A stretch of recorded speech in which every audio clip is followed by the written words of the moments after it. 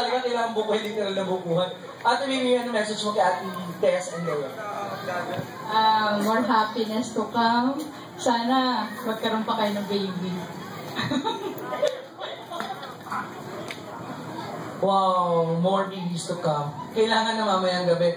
Anyway, inform ko lang lahat kami pumunta ng Leyte para lang saksihan na kanilang honeymoon. Kami mag-count doon.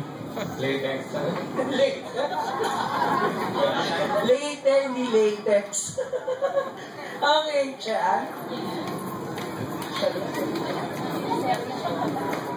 Message ko, hindi na kapatid.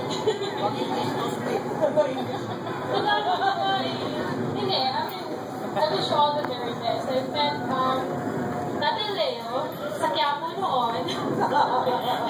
Kiniwan ko sa akin ni Mommy Bess lahat.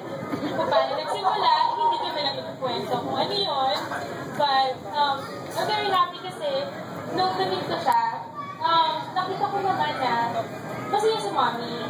And, ayun nga, yung sinabi nila sa akin na ikakasal na sila last December, ang bili ni Mommy, you have to come home kasi kakasal ako at may order ka. So ako, sabi ko, Ma, I cannot promise.